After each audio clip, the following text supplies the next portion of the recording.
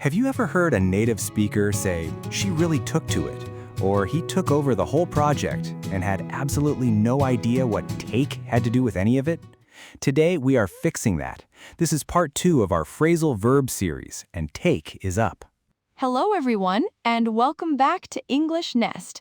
I'm Mia, and I'm here with Max. Hey everyone, I'm Max, and today we continue the phrasal verb series. Last time we covered get. If you missed that episode, it is worth going back for. Today, take, a verb that moves through English in every direction. Take appears in some of the most common phrases you will ever hear. And almost none of them have anything to do with the literal meaning of taking something.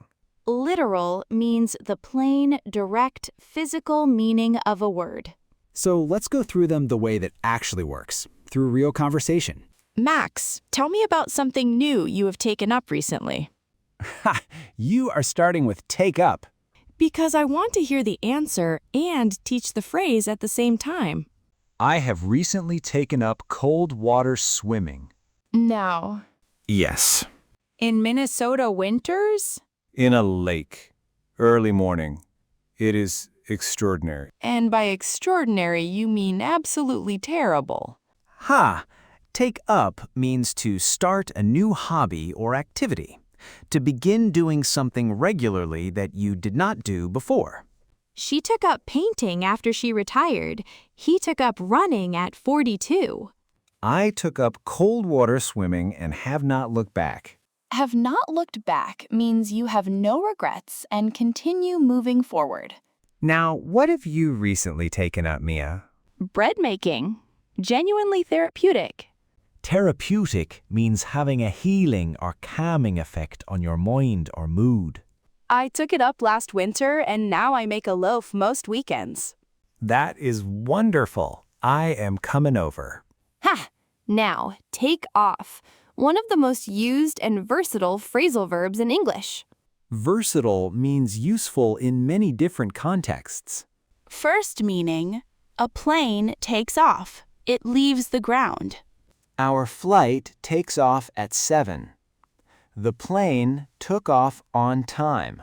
Second meaning, to leave somewhere quickly. She took off as soon as the meeting ended. He took off before anyone could speak to him. Third meaning, to become suddenly very successful or popular. This is the meaning I use most. Tell us. His career really took off after that first big project. The business took off faster than anyone expected. When something takes off, it moves from slow or uncertain to rapid and unstoppable. Like a plane, the metaphor makes sense. Metaphor means using one thing to describe another because they share a quality. And fourth meaning, to remove something you are wearing. Take off your coat. Take off your shoes at the door. That last meaning is the most literal. The others carry the sense of departure and momentum. Momentum means the speed and force of something already moving. Now, take over. One of the most powerful sounding phrasal verbs in English. Take over means to take control of something, to assume authority or responsibility. She took over the department after the previous manager left. A larger company took over the smaller one.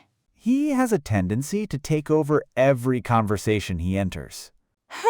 We all know someone like that. Take over also means to begin doing something that someone else was doing. Could you take over for me while I step out? I'll take over from here. I will continue what you started. Both meanings carry the same core sense. You are assuming control of something. Assuming control means stepping into a position of authority or responsibility. Now, take after. This one is entirely about family resemblance. Resemblance means looking or behaving like someone else. Take after means to look like or behave like a parent or older relative. She really takes after her mother. Same laugh, same way of telling stories. I take after my father in the mornings. Neither of us speak until coffee. Does your family agree? My mother says the resemblance is striking. Striking means very noticeable, impossible to miss. Take after almost always refers to family. You would not say he takes after his colleague. It carries that specific family inheritance meaning. Inheritance here means a quality or trait passed down through family. Now, take back. Two meanings that are both very commonly used. First, to return something to where it came from.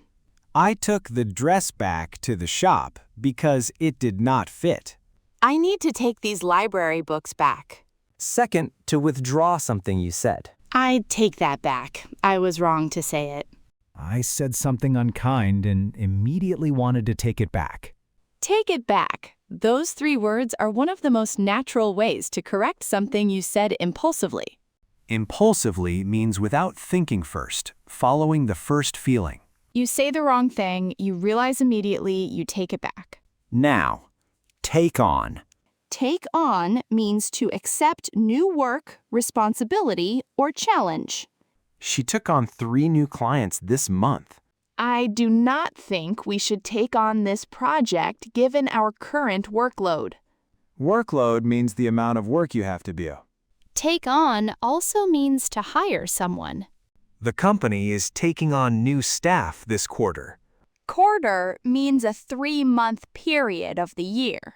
And less commonly, to confront or compete against someone. The small team took on the industry leader and won. Took on in that sense means challenge directly. Now, take two. One of my favorites, because it describes something really specific about human nature. Tell us. Take to means to develop a liking for something or someone quickly and naturally. She took to the new city immediately. He took to the role like it was made for him. I took to swimming almost instantly, which is why I'm still doing it in freezing lakes. Huh. What is it about cold water that you have taken to so strongly? The clarity it gives you, the first 30 seconds are genuinely terrible, and then everything is very sharp. Sharp here means mentally clear and alert. Take to something means it clicked. It felt right without forcing it. Some people take to languages that way. They just fit. Now, take care of.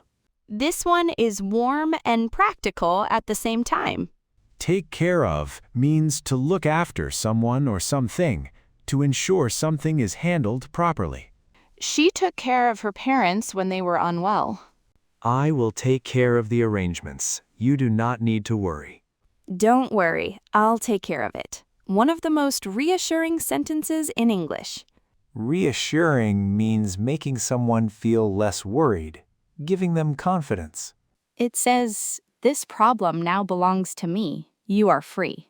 Now, take for granted. Oh, this one is important. Take for granted means to fail to appreciate something because you assume it will always be there. We take clean water for granted until there is none.